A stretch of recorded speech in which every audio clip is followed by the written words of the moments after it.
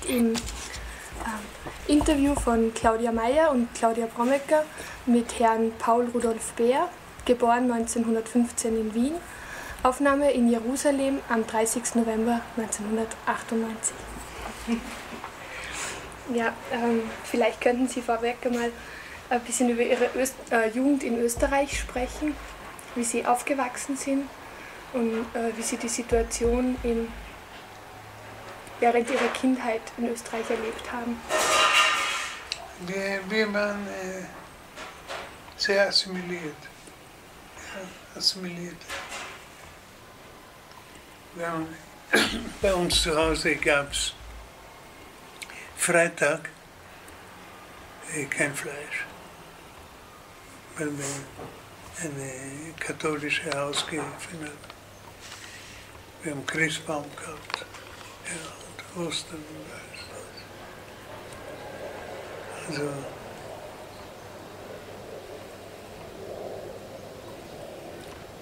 so bin ich aufgewachsen eigentlich. Bis mir von außen, ja, wie der Louis gesagt hat, wer gut ist, bestimme ich. Ja? Also, wie ich von außen erfahren habe, dass ich eigentlich nicht dazugehöre. Eine Sache, die ich nicht vergessen kann, war, wir haben in unserer Schule eine Handballmannschaft gehabt. Und die Besten, zu denen auch ich gehört habe, waren in dieser Mannschaft. Und eines Tages ist der Captain zu mir gekommen und hat gesagt, Pauli, wir gehen zu diesem Sportclub und kommst mit? Sagt, wenn alle kommen, komme ich mit. Und wir haben dort die Jugendmannschaft und dort ein Jahr gespielt. Und dann kam es zu einer Generalversammlung dieses Clubs. Und sure enough, Paragraph Nummer 1, kein Jude ist erlaubt in unserem Club. Ich habe den Sessel genommen, auf dem ich Sessel bin. Ja, dann auf den Sprecher geworfen. Das ist eigentlich nicht schön. Keine. Aber das war eine Reaktion. Um einen Eindruck einer assimilierten jüdischen Familie zu geben. Wir haben 12 Offiziere im Ersten Weltkrieg gehabt. Ja, ich bin nachdem Paul, ja, das war der Erste, der gefallen ist. Ja, ich habe seinen Namen genommen. Bei Juden gibt man nicht den Namen vom Vater. Solange jemand lebt, gibt es das nicht. Ja. Nachdem er gestorben ist, kann man. Mein Großvater, der Rosenblatt geheißen hat, schöner Name. Ja. Der riecht noch gut, der Name. Ne?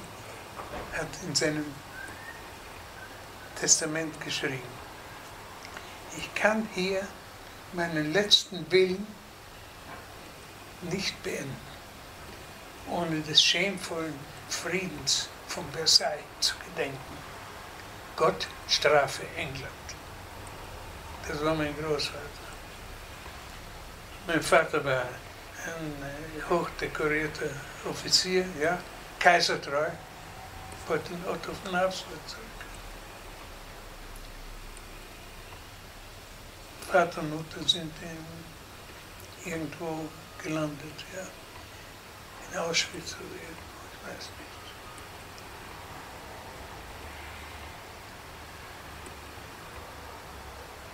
Das heißt, Sie wissen über das Schicksal Ihrer Eltern nicht Bescheid? Ich weiß, dass man sie zuerst aus unserer Wohnung raus, ja, irgendwo untergebracht hat und dann abtransportiert. Sind Sie früher ausgewandert als Ihre Eltern? Oder warum sind Ja, Ihre Eltern ja, nicht ja. mitgekommen? Ich bin 35 weg. Wie waren da die Umstände? 35? Nein, wie konnten Sie emigrieren? Das war eigentlich meine Hallo. Gesagt?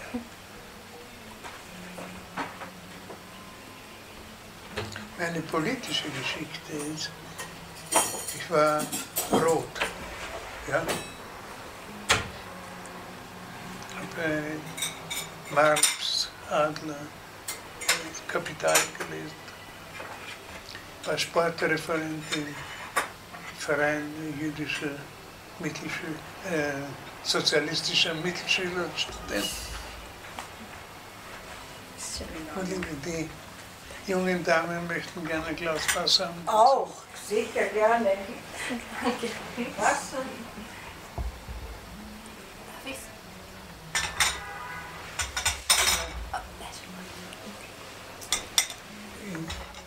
Sie nehmen, das ist für Sie. Danke. Ist das, Ja. wollen Sie einen Kuchen? Nein, danke vielmals. Weil das ist vom Dali. Vom Dali? Das passt zu seinem Schnurrbart.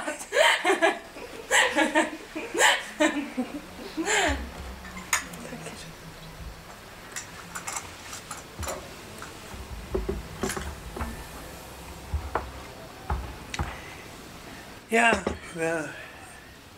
der Dank des Vaterlandes ist dir sicher.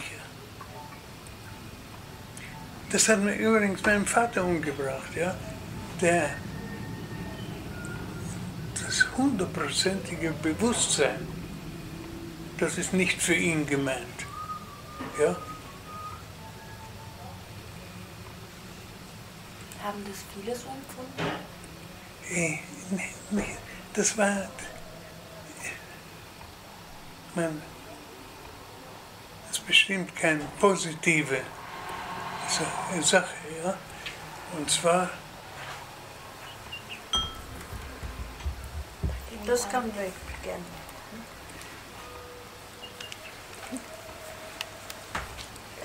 Dankeschön. und zwar,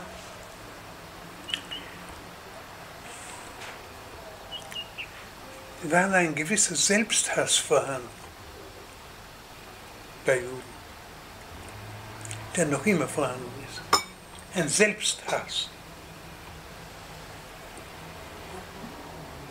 Und wie man in Österreich gesagt hat, die Zugereisten, die polnischen Juden, ja, das war für uns, ja, mit denen haben wir nichts zu tun, ja, die haben wir verabscheut.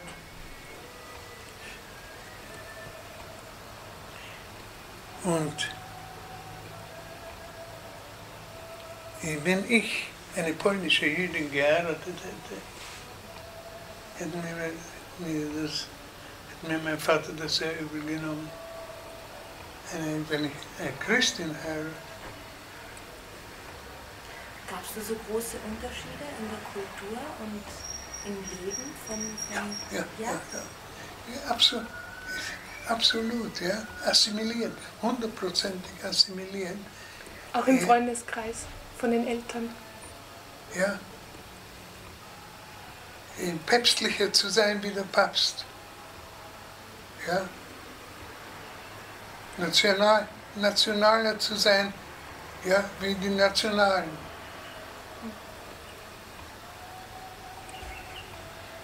Sie haben dann im Alter von 20 Jahren, also unabhängig von den Eltern, die Entscheidung getroffen haben.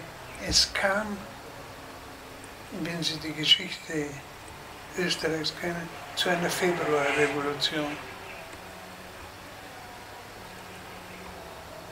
in der wir aktiv tätig waren, die die andere Seite gewonnen hat, ja.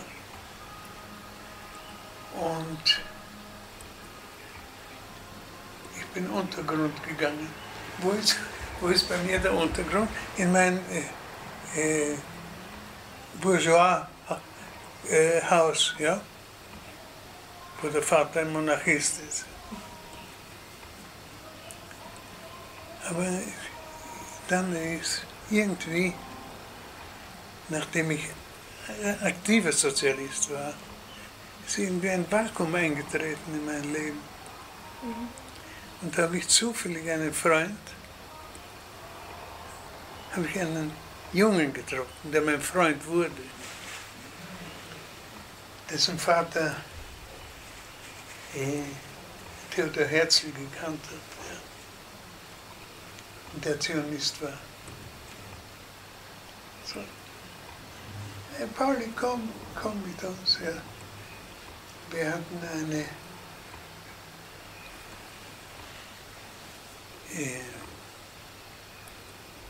jüdisch-militärische Abteilung, die Haganah. Das Militär hier heißt auch Haganah. Haganah heißt Verteidigung.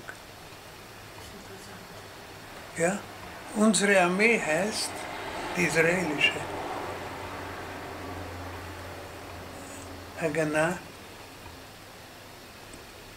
Zava Haganah leIsrael. Ja?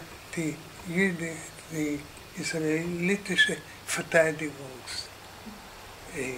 das israelitische Verteidigungs, Zava Haganah leIsrael. Und das war auch eine Haganah. Ich habe gesagt, guck, das ist nichts für mich, das sind Chauvinisten. Ja. Sagt er, guck, hast du die Nazis gern? Ja, die habe ich überhaupt nicht gern gehabt. Sagt er, komm. Ja. Wir sind zum Beispiel zu jüdischen Feiertagen sind wir vor den Synagogen gestanden, ja, und haben gewartet, dass Dinge, die da kommen sollen.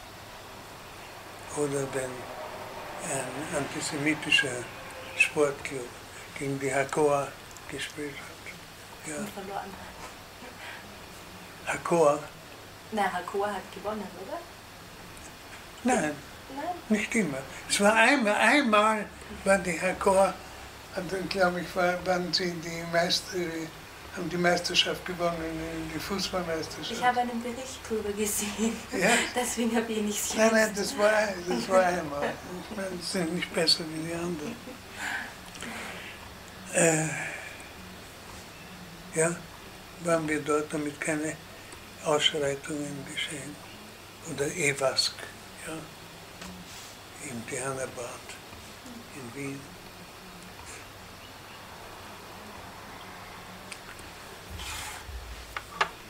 Ja, das waren unsere. Ja. Und dann mehr aus Abenteuerlust wie aus Zionismus bin ich hierher ausgewandert. Noch eine Sache war wichtig für mich. Ja? Mein Spezi war schon hier. Ja? Und was dann geschehen ist, ja, sind die Brücken abgebrochen worden. Und es gab kein Zurück mehr. Aber Sie haben noch Kontakt mit Ihren Eltern gehabt, oder? Von hier aus? Ja, bis zu einer gewissen Zeit. Meine Eltern, ich habe eine Schwester. Meine Eltern haben klugerweise, ja, meine Schwester nach England geschickt.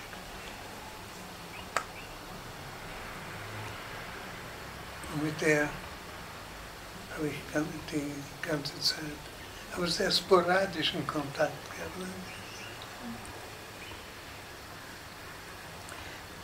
Das Schicksal meiner Schwester ist ja auch fantastisch. Ja? Sie ist dort, man hat sie dort zu einem entfernten Cousin, ja, einem ziemlich wohlsituierten Cousin geschickt. Und die haben sie empfangen. Wir werden dich nicht lange hier behalten,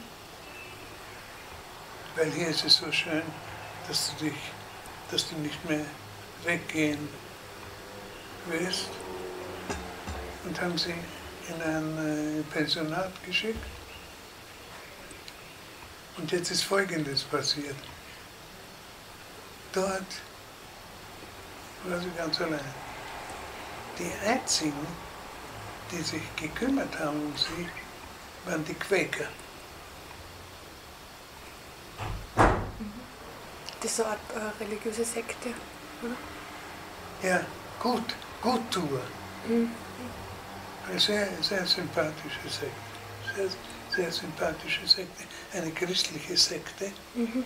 Aber im Spektrum, ja, ist es von der katholischen Kirche ganz auf der anderen. Ja, ein Zimmer genügt. Und es sind Diskussionen. Ja, es kann etwas ganz anderes. Aber praktisch, ja, versuchen sie Menschen zu helfen. Und sie hat dort Anschluss gefunden. Ja, und jetzt habe ich eine Schwester, die ein Quäker ist.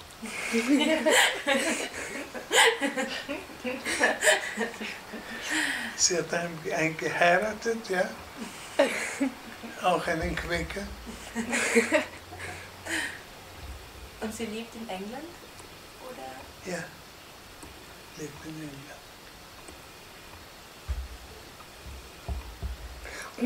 Wie war die Zeit? Sind Sie dann gleich nach Jerusalem gekommen? Nein. Zuerst in Tel Aviv. Warum nach Tel Aviv? Weil mein Freund dort war. Ja, klar. Der berühmte Freund.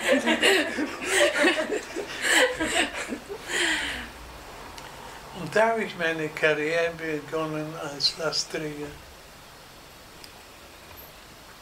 Ich kann mit Stolz sagen, ich war ein ausgezeichneter Lastträger.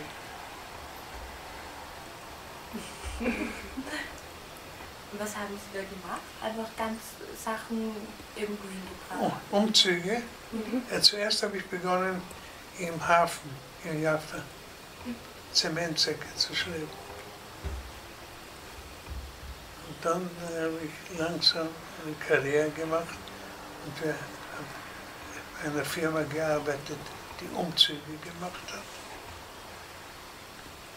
Habe ich Klaviere getragen mit Gurten und so. Das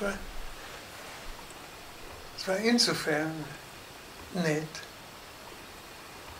weil man dauernd neue Menschen getroffen hat. Ja. Das war die Einwanderung aus Deutschland. Ja. Die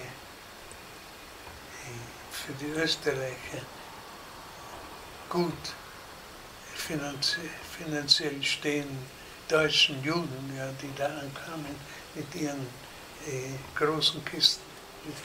Wie nennt man das auf Deutsch auch? Lift? Nein. Diese riesigen Kisten. Nein. Container? Container.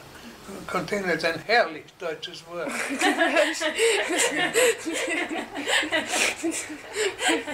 Da gefällt mir schon Lift besser.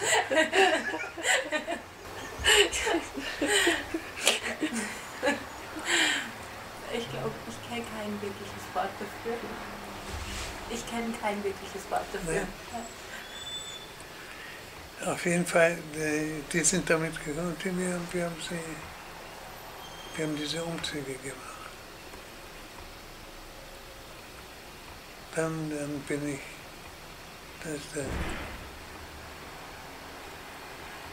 Krieg ausgebrochen und sind keine Waren hereingekommen. Ja. Es war abgesperrt durch den Krieg. Und ich bin von der Speditionsfirma weg und habe einen Bridge-Club aufgemacht. Ich spiele Bridge. Ist es schwer? Bitte? Ist ein, wie soll ich sagen, das Schach unter den Kartenspielen. Es gibt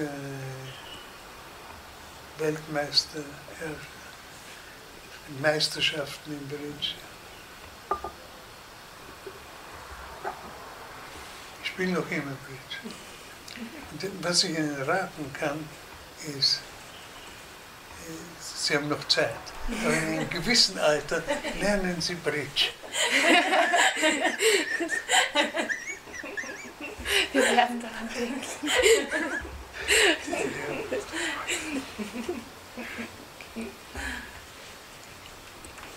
Ja,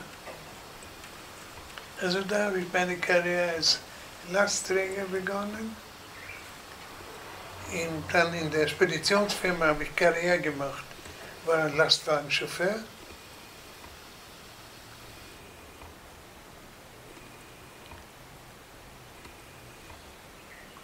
Das war auch ganz interessant, ja.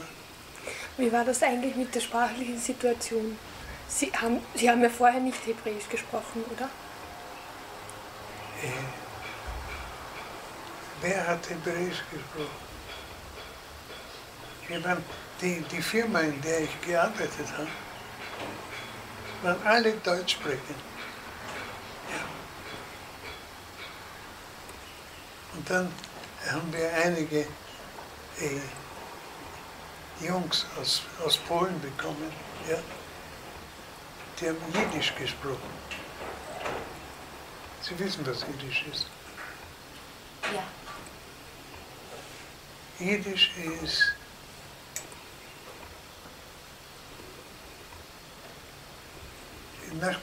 nachdem die Juden sehr konservativ sind, ja, hat irgendwo die Etymologie ein Ende gegeben. Und Jiddisch eigentlich ist Althochdeutsch. Und dann vermischt mit wenn es amerikanische Juden waren, ja, mit englischen Worten, ja, Boychik, ja, Boy, ja, Boychik und Cherl und die Russischen haben wieder ihre Worte herein in das Irdische. Also das ist die Jiddisch, heißt das. Das war bei uns zu Hause strengstens verboten. Ja? In Ihrem Elternhaus, wie war eigentlich das Verhältnis zum Dialekt? Haben Sie Dialekt gesprochen jetzt? Nein. Ich spreche auch nicht Dialekt. Ich bin etwas süddeutsch angehaucht. Ja, haben Sie da, und wann hatten Sie Kontakt zu Dialektsprechern? Ja, Österreichern? na erst.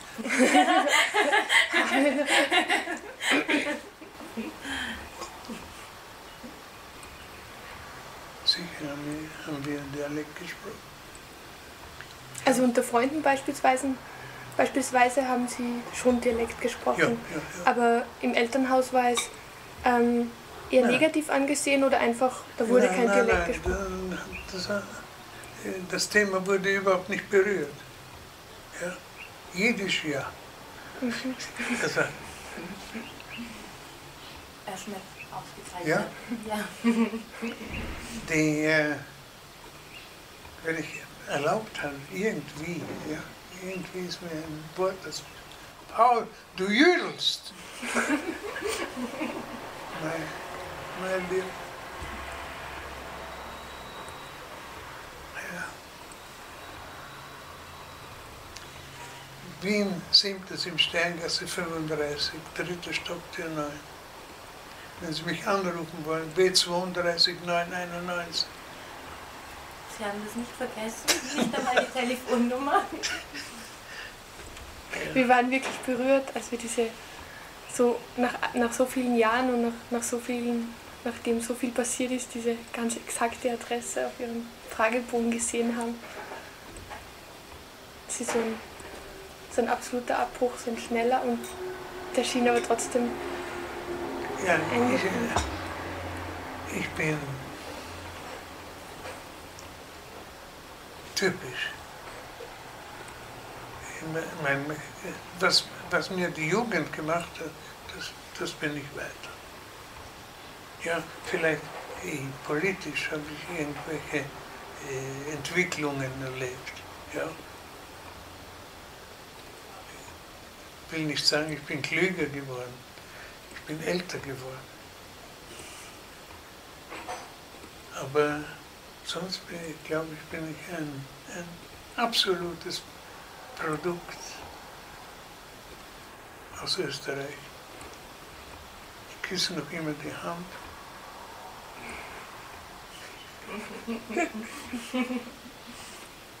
Ich stehe auf, wenn jemand hereinkommt. Alle diese österreichischen Dummheiten.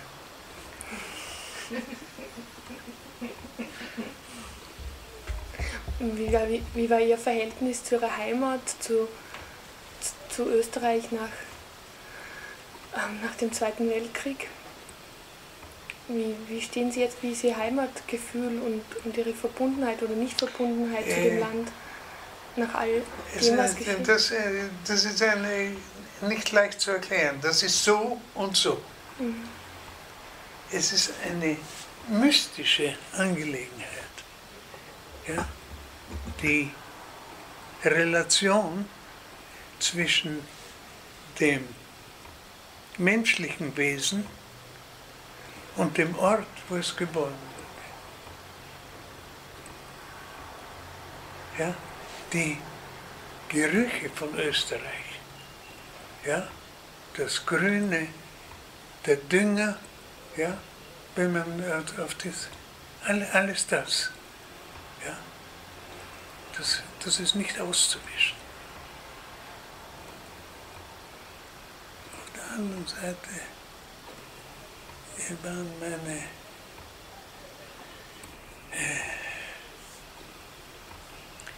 wie soll ich sagen, meine Mitbürger damals nicht die sympathischsten. Hat sich herausgestellt.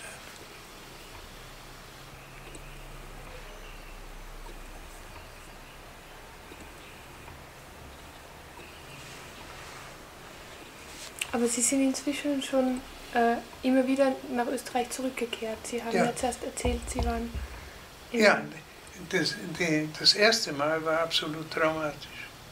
Das erste Mal war. Wann war das? Ich glaube 52. Wann? Ich glaube, muss meine Frau fragen.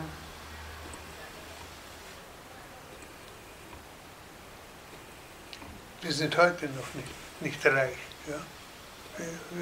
Kann mich nicht beklagen.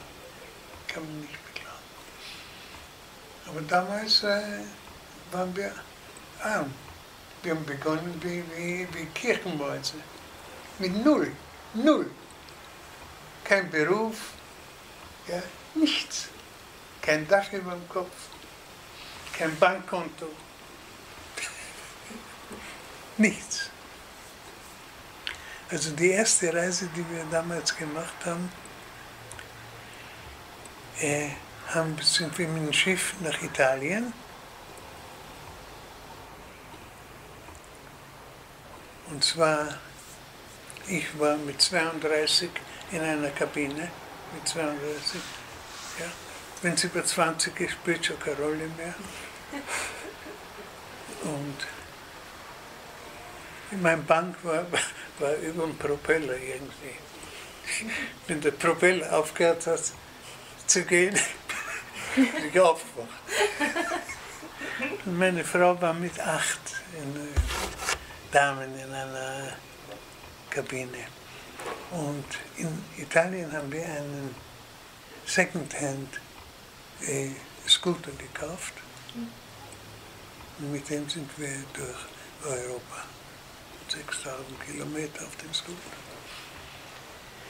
Also wir sind zuerst Italien, haben die österreichische Grenze. In dem Moment war ich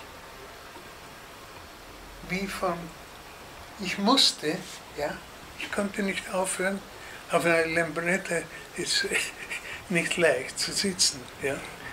Eigentlich, speziell für meine Frau. Und ich bin gefahren und gefahren und gefahren. Wir sind in der Nacht nach Wien gekommen. Ich bin in die Siebensteingasse gefahren. Und dann haben wir irgendwo ein Hotel gesucht. Das war an dem Tag, wo wir angekommen sind. Am nächsten Tag bin ich wieder dorthin. Und unten ist ein Fleischhauer, Händler. Und die haben unsere Wohnung übernommen. Ich bin in das Geschäft herein. Ich glaube, sie sieht einen Geist. Ich habe gesagt, Frau Händel, ich möchte Sie um einen Gefallen bitten.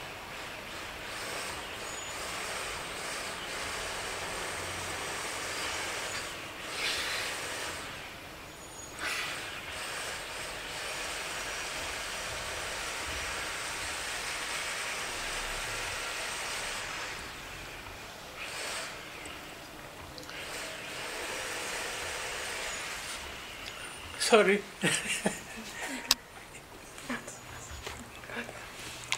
Ich möchte gern, ja, auf dem Platz, wo ich meine Eltern das letzte Mal gesehen habe. Hast du gesagt, ja, Herr Welt, kommen Sie rauf. Reingenommen. Ich bin in die Wohnung herein und habe mich niedergelegt. Ich bin ohnmächtig geworden. Ich erinnere mich, sie hat mir dann einen Cognac gegeben. Damit habe ich es irgendwie aus meiner Haut ja, das Ärgste. Ich meine, irgendwo bleibt ja was hängen.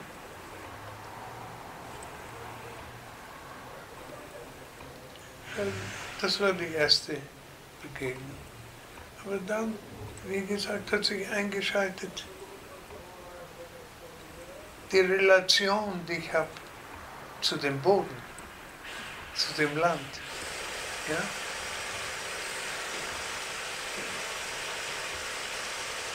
Nicht unbedingt zu den Menschen.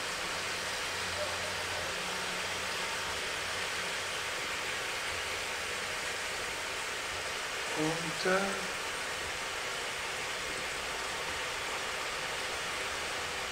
fast jedes Jahr bin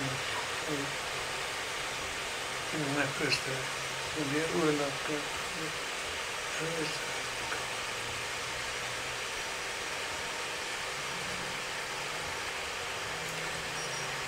Es ist apropos Menschen, ja? Wissen Sie, wer Karl Maria de Mark ist? Nein. Darf ich dazu machen? Weil Ja. Das ist so laut, sonst auf dem...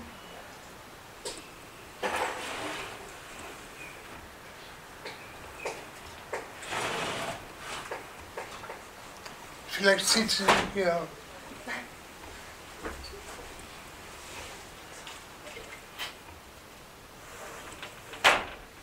Wer war er oder wer ist er? Es war ein Schriftsteller, der ein Buch geschrieben hat, das Aufruhr entstehen ließ. Und zwar hat es im Westen nichts Neues, hat das Buch geheißen. Im Westen nichts Neues. Der hat dann noch ein Buch geschrieben. Und in dem Buch, die Einleitung ist folgende. Es sitzen zwei an einer Bar und unterhalten sich. Fragt ihn, ich sag, hast du Franzosen gern? Sagt, pfui, na. Hast du Engländer gern? Na, geh. Hast du Russen gern?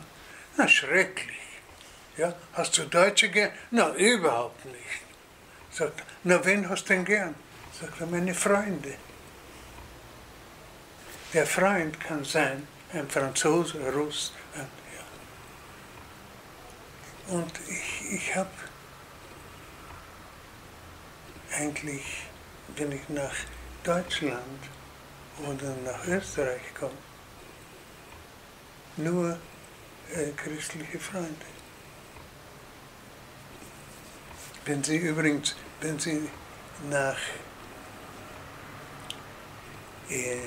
Sie zurückkommen nach Salzburg, möchte ich gerne einen Freund von mir anrufen. Der wohnt am Glanufer. Ja. Ja. Alfred Häupl. Häupl. Ich schreibe mir den Namen auf. Wenn Sie uns dann die Adresse geben. Genau, machen wir es so. Wir schreiben uns dann die Adresse auf und Ja, rufen ihn ja. an. Ja, das sind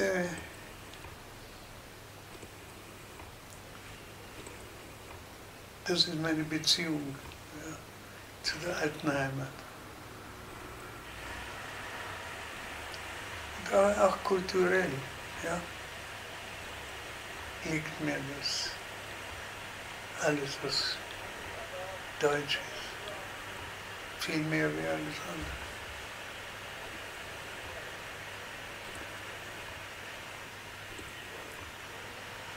Das sind die Roots, ja, die Wurzeln, 20 Jahre, die eindrucksvollen, vollsten Jahre in einem Menschenleben. Das bleibt. Das heißt, für Sie ist auch Deutsch die sprachliche Heimat. Ich Ja. denke, es gibt auch viele, die dann so weit gegangen sind, alles wegzudrängen von sich. Nein. Das auch damit. Nein, das Schreckliche ist, dass nachdem wir hier leben, ja, das Deutsch ein Gemisch wird. Mit Englisch, ja, und ein paar hebräische Worte herein. Ja. Also es ist nicht das. Ich sehe nämlich gerade, Sie die Zeitung lesen Sie die auf Englisch. Englisch, Ja. ja. Es war früher gab es deutsche Zeitungen. Ja, die existieren nicht mehr. Na, es gibt waren eine zwei. gibt es ja noch. Die Israel-Nachrichten gibt es angeblich noch. Ja? Und ich habe da einen Artikel gelesen, das ist die letzte, das ist die Ist einzige und letzte deutsche Ja, Zeitung. ein Wochenblatt. Tageszeitung. Ich weiß es nicht weiter.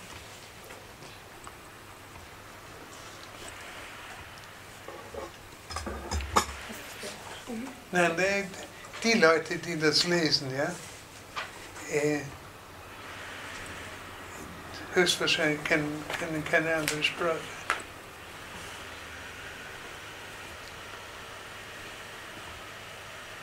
Weil meistens diese Wochenblätter sind dann keine Zeitung, sondern Geschichte.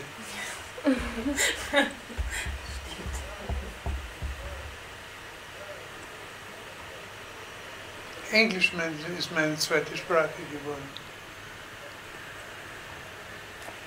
Und Hebräisch, wie haben Sie das gelernt? Ich spreche ein sehr schlechtes Hebräisch. Meine Frau, ja, die 13 Jahre jünger ist, die in eine Schule, hier in die Schule gegangen ist, spricht perfekt. Ich habe es aufgeschnappt.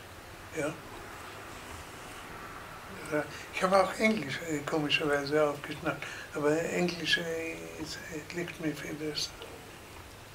Ich schreibe und lese und spreche perfekt. Ja. Englisch. Aber Sie haben jetzt nicht wirklich einen Sprachkurs gemacht, um Hebräisch zu lernen? Mhm. Auch der Mozart hat keinen Sprachkurs gemacht in Italienisch. Ich will mich nicht mit ihm vergleichen.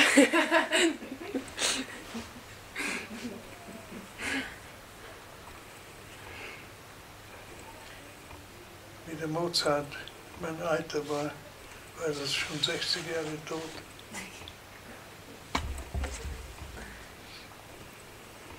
Ihre Frau haben Sie hier kennengelernt. Während des Krieges. Das ist eine gute Schule für die Ehe. Man lernt sich kennen. Ja, in den schrecklichsten Situationen, ja. Wenn Sie ein Rendezvous haben mit jemandem, ja. Ja, werden sich Make-up und so weiter, ja. Ne? Wie heute für Sie. Ja. Das gilt für Männer und Frauen. Aber im Militär, und Schweiß, Blut und nichts zu fressen manchmal. Und so lernt man sich gut kennen. Ja. Mit der Frau kann ich Pferde stehlen gehen. Und wir haben wirklich von null begonnen. Nichts. Das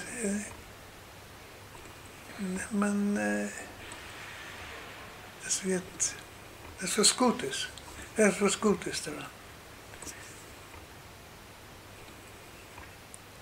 Wenn wir die Freude, die wir gehabt haben, ich erinnere mich, das erste Brotmesser zu kaufen.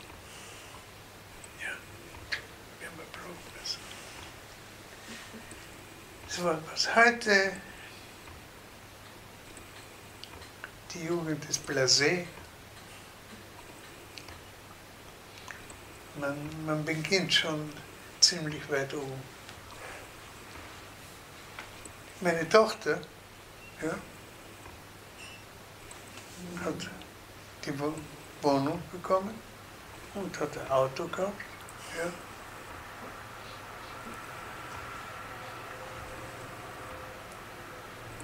Das sind auch was Gutes. Ja, die sind in Holland, in Haag. Und ihr Mann ist auch Polizist. Ja. Er ist jetzt promoviert worden. Er ist jetzt, was ist die nächste nach Major? Der nächste Rang? Oh, ich bin so schlecht in Schule. Ich hab's mir gerade mal gemacht. Nein, das ist tot, oder? Korrekt. Auf Englisch ist es Colonel. Ja, auf jeden Fall. Sie ist Major und er ist eins höher. Und der Grund, warum man sie dorthin geschickt hat von der Polizei, ist Drugs, ja, Rauschgift. Mhm. Dort ist das Zentrum. Ja. Und wir versuchen es zu stoppen, bevor es herkommt. Ja. Also sie arbeitet für die israelische Polizei in Holland? Ja.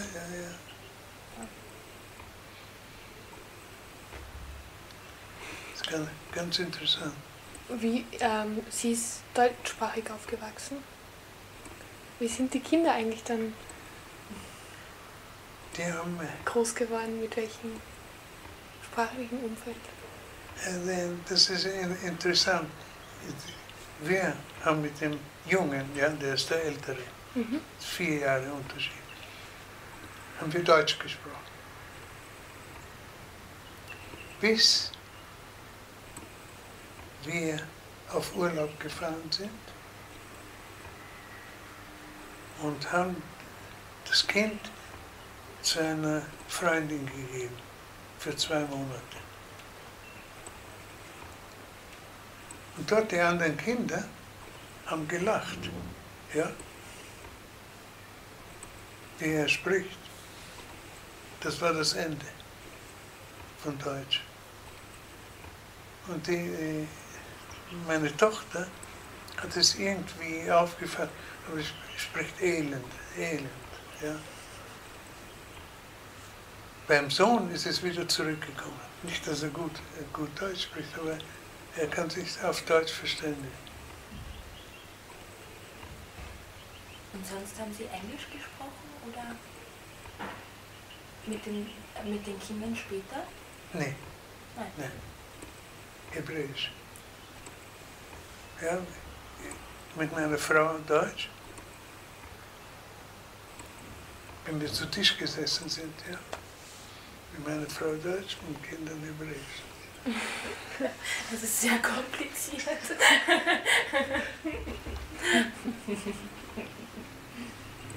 Und im Beruf für Sie? Hauptsprache ist Englisch. Ich arbeite noch in einem Reisebüro. Sie haben ja so zahlreiche und unterschiedliche Berufe ausgeübt.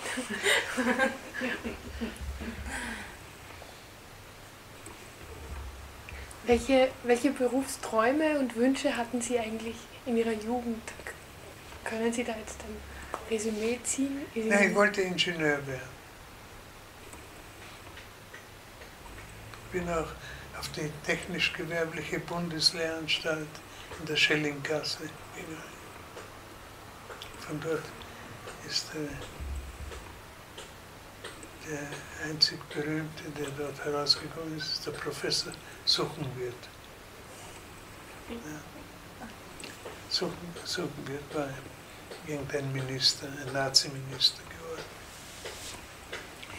Er hat Zuckerneck geheißen und hat sich den Namen germanisiert. Sie war komisch, wenn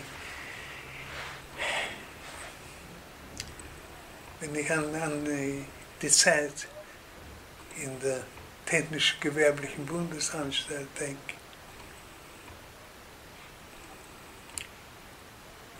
Mein bester Freund dort war ein Nazi.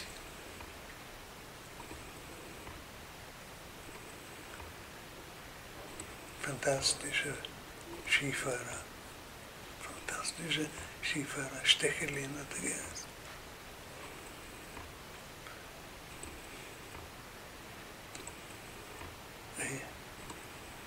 Es ist interessant zwischen Menschen, ja. Und er war trotzdem Ihr bester Freund? Ja, bei uns ist das überhaupt nicht. Er hat mir zum Beispiel gesagt, hör zu, Pauli, im März, merkt ihr, wird was geschehen. Hat man den Dolphus umgebracht. Sein Bruder war dabei. Bei der Matura stand er, ja, an der Tafel in Mathematik. Und er ist gehängt. Es war irgendeine Formel. da sind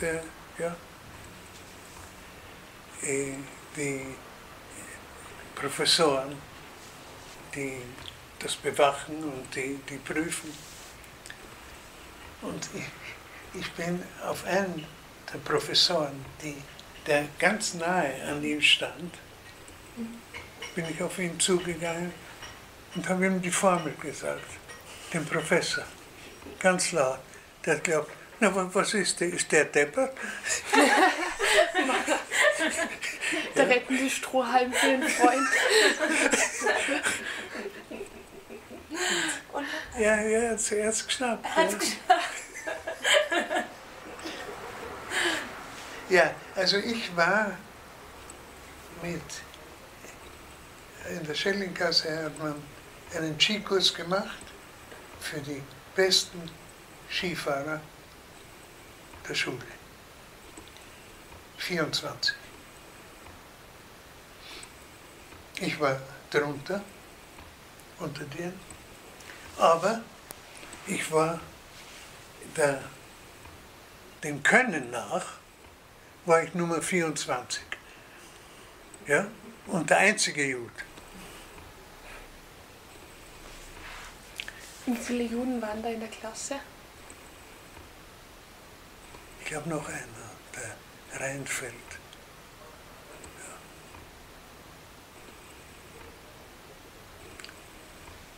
Aber in der Schule habe ich überhaupt keinen Antisemitismus. Ja. Von den Professoren ja, aber unter den Schülern nicht. Wir waren. Wie hat sich das von den Professoren geäußert, gezeigt? Na, ein Professor hat gesagt, so reinfällt, wenn ich sie so ansehe, kann ich verstehen, was man den Juden in Deutschland macht. Nicht mehr und nicht weniger.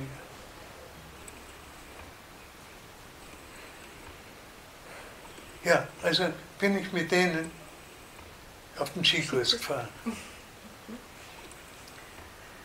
Jetzt kommst du auf einen Hang, ja, und den Hang nimmst du, slalomst herunter, ja. Also wenn mir meine Kollegen zugeschaut haben, bin ich Schuss herunter.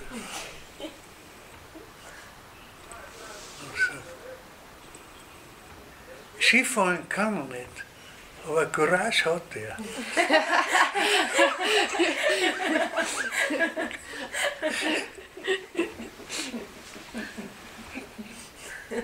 Wo waren Sie da auf Skikurs? Saalbach. In Saalbach. Da war ich auch schon mal auf Skikurs. Ebenfalls. Scheint schon von jeher beliebtes Skikursdomizil zu sein.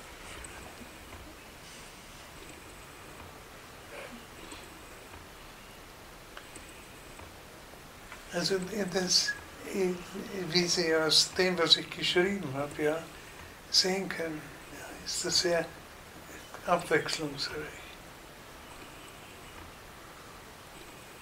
Ich frage mich, ob das gut ist. Ja. Woran lag das? An den Umständen. An den Umständen. Da ist der Krieg ausgebrochen, habe ich den Bridge Club aufgemacht. Ja? Dann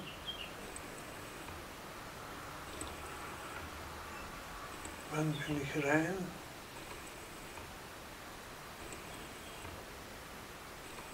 Auf jeden Fall ein Jahr nach Kriegsbeginn sitze ich dort und spiele Karten, Bridge, denke ich mir. Ich sitze da und spiele Karten und die anderen machen für mich den Krieg. Und es war mein Krieg. Ja? Der Krieg gegen die Nazis.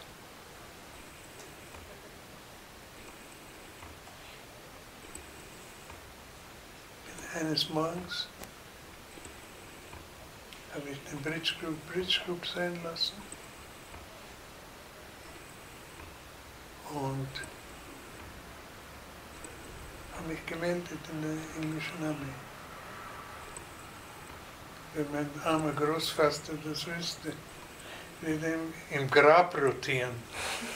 Gott strafe England.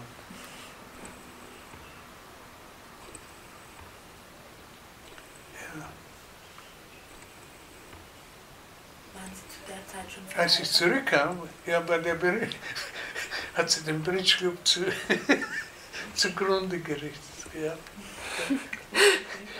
Meinen Freund, ja, der Freund, den habe ich dort als Partner gelassen.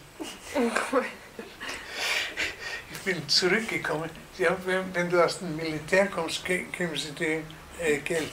Ja? Sagst du, Pauli, wir haben Schulden. Es war eine fantastische Freundschaft.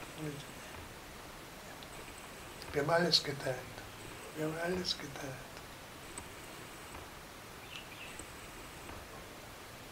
Die haben uns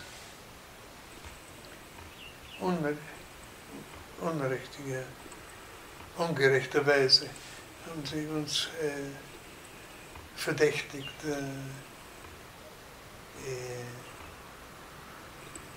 homosexuell zu sein. Das sind gute Freunde.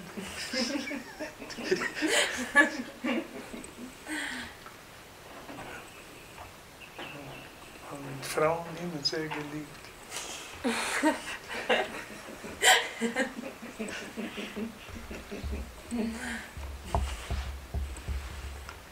Und lebt er noch hier, oder? Nein. Das Interessante ist, er ist ausgewandert. Er ist ausgewandert? Nach Amerika. Ist dort gestorben.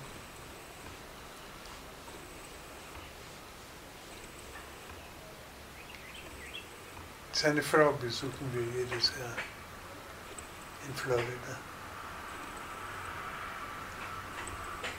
Und was haben Sie nach dem Bridge Club gemacht? Nach dem Bridge Club bin ich zum Militär. Das hat das war nach dem Militär, wie der Bridge Club dann vorbei das hat 4 Jahre gedauert.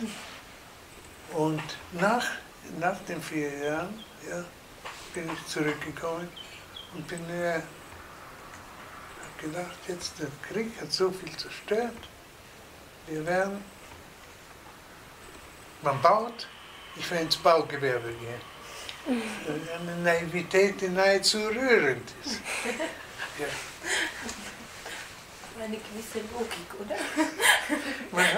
Ich bin da zu einer Baufirma gegangen und die haben mich Fliesen legen lassen. Und das ist was Schreckliches. Ja, 8 Stunden auf dem Knie und immer dasselbe. Dieselbe Farbe sogar von den Fliesen. Ja. Für mich, ich meine, es gibt Leute, die das machen, aber für mich persönlich war das nicht sehr... Und ich bin vom Fleisch gefallen, weil ich nicht das Leben eines Bauarbeiters leben kann. Ja. Der steht auf, um 5 in der Früh, um 6 waren wir bei der Arbeit, um 4 war es zu Ende. Er geht nach Haus, isst und legt sich nieder. Für mich, um 4 Uhr hat erst das Leben begonnen und ging bis tief in die Nacht herein. Ja? Ich bin außerdem haben mich meine Kollegen nicht geliebt, nicht sehr geliebt. Ich bin ihnen verdächtig vorgekommen, ja.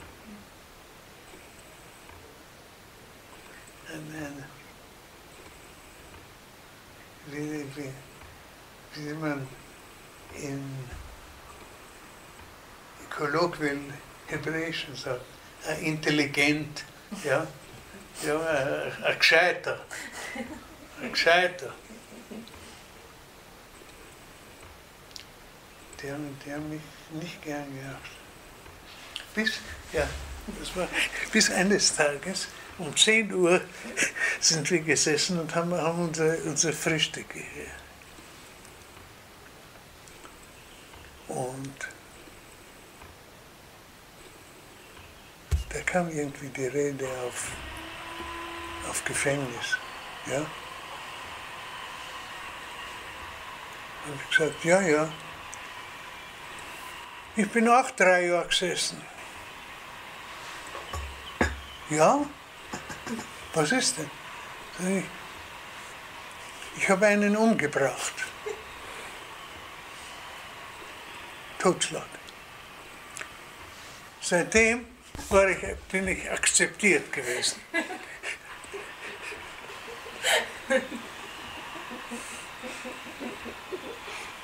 Na, die haben gedacht, vielleicht die nächsten 3 Jahre, die ich sitzen will, wird er dran sein.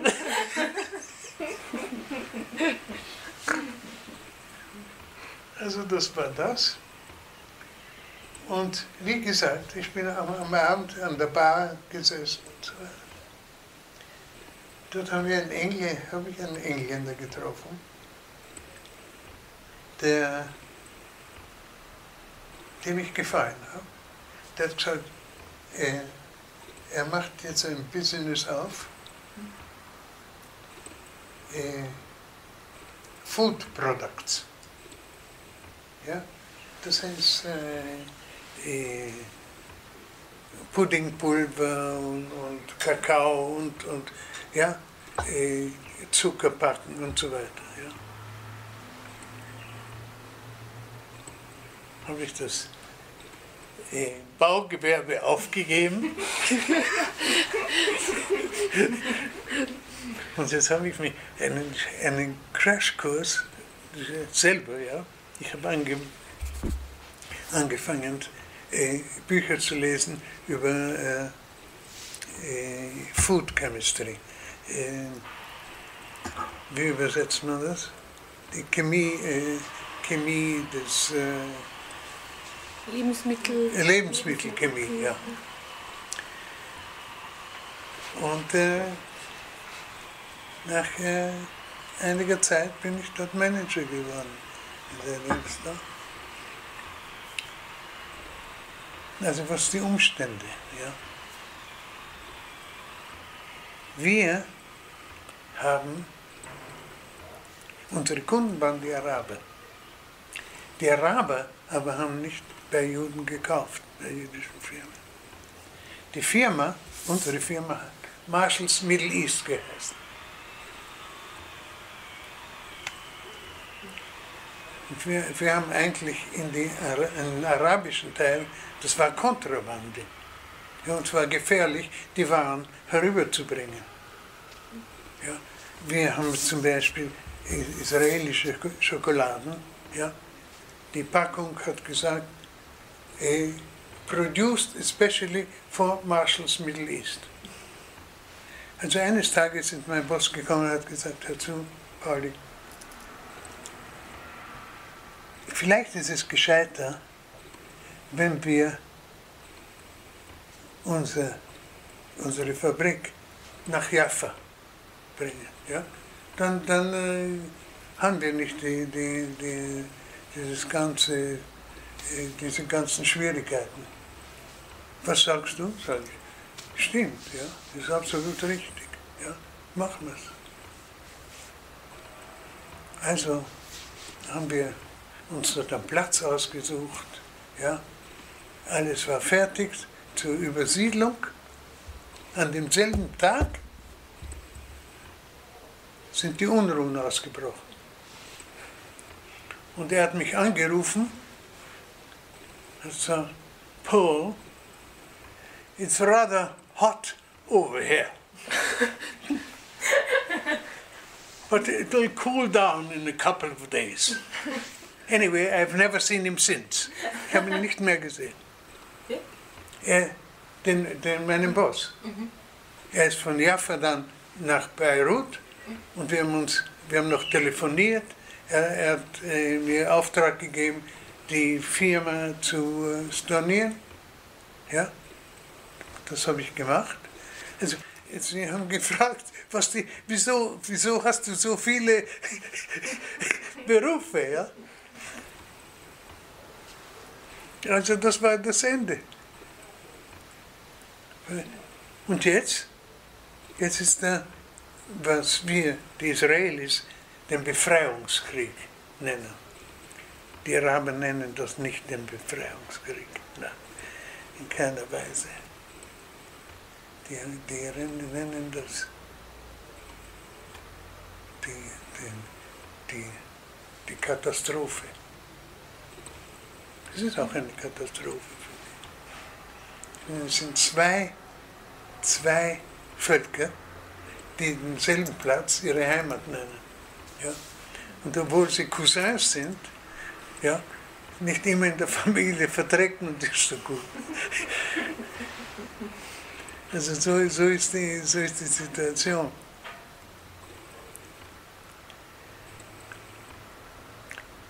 Also da ist der Befreiungskrieg. Da habe ich meine Frau kennengelernt. Und wie der zu Ende war, was macht man? Meine Frau war Krankenschwester. Die hat einen Beruf gehabt. Was macht man? Das Einzige, was ich wirklich kann, ist chauffieren. Also,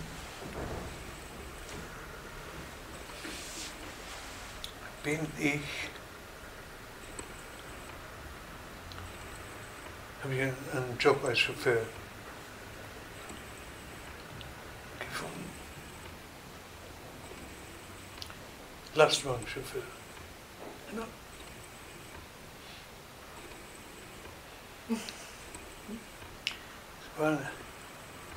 Ich hätte weitergemacht, wenn nicht, ja,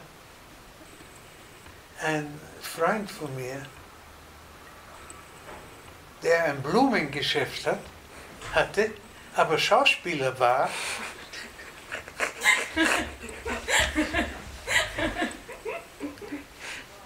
gesagt hat, hör zu, man dreht einen Film. Man dreht einen Film und man sucht jemanden, der das Land kennt, der chauffieren kann, ja, das Land kennt und Englisch spricht. Weil der Regisseur ist ein Amerikaner. Also, Prädestinierter Mann. Jetzt bin ich Chauffeur geworden dort. Script Girl. Und extra. Und zwar habe ich eine sehr, sehr wichtige Rolle in dem Film gehabt. Und zwar, ich habe einen Toten gespielt. Was lachen Sie? Das ist ausgezeichnet. Das ist ausgezeichnet gemacht. Was ist das für ein Film? Ja? Wie heißt der Film? Der Film hat geheißen, wenn Sie mich nach dem Inhalt fragen, weiß ich nicht mehr. Der Film das Tote kriegt man nicht so viel. Der Film hat geheißen Out of Evil. Out of Evil. Also ich bin da über einen Felsen gehangen. Ja. Und der Kameramann hat durchgeschaut. Ja. Ich musste blutig sein. Also mich mit Wasser angeschüttet. Haben gesagt, vielleicht zeigt sich das im Bild, ja? Kann man das als... Nein. Also dann, ich weiß nicht, mit was sie dann... Ja. Auf jeden Fall, eine Dreiviertelstunde bin ich über den Felsen gehangen. Okay. Sommer und Fliegen, ja, setzen sich auf den Toten. Also dann endlich hat es geglückt. Ich glaube, die haben Ketchup genommen und mich damit angespritzt. Also das war sehr, sehr erfolgreich. Und dann hat man den Film gezeigt. Und er hat gesessen und hat gewartet auf den Moment, ja, wo ich drankomme. Also was bei mir 3/4 Stunde gedauert hat, war das im Bruchteil einer Sekunde. War das flusch weg. Okay. Das ist gemein. Das war das. Und dort habe ich jemanden kennengelernt. Das war eine limitierte Sache. Wie lange dreht man einen Film und was machst du dann?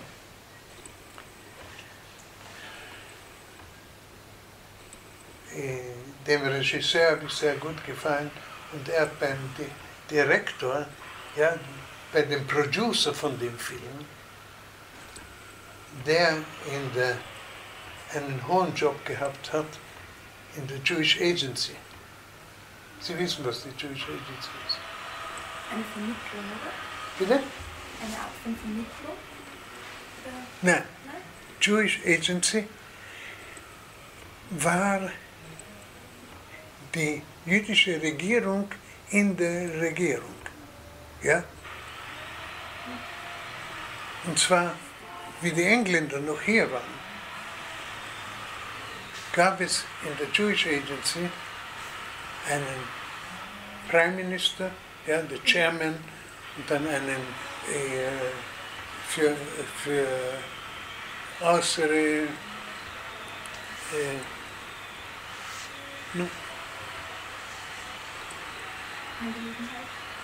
Finanzminister und Außenminister und so weiter.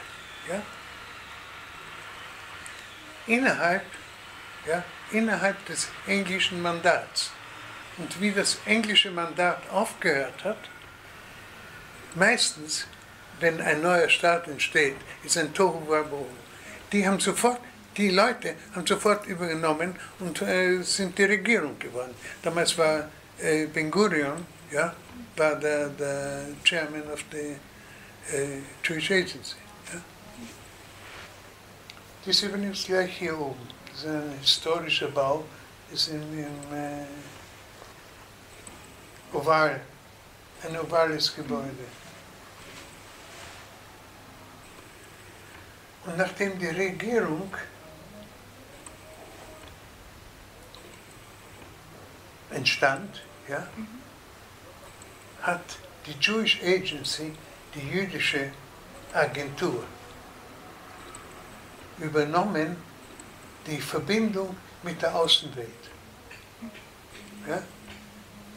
Das ist nur ein kleiner Teil des Judentums hier. Der Großteil lebt außerhalb Israel. Und in der Konstitution, das ist interessant, der Paragraph Nummer 1 ist, dass jeder Jude kann hier einwandern und wird automatisch Staatsbürger. Nicht-Jude geht durch einen Prozess, wie man in jedem Land, ob ich nach Frankreich oder nach, ja, bis ich Staatsbürgerschaft bekomme. Also das ist die Jewish Agency. Und da habe ich einen Job bekommen. Einen ganz hohen Chauffeur. Da habe ich ganz wichtige Sachen gemacht, zum Beispiel die Frau vom Direktor zum Markt zu fahren. Das haben wir eingekauft, Kartoffeln und was immer gebraucht wurde. Ja, und so habe ich begonnen. Aber nach 19 Jahren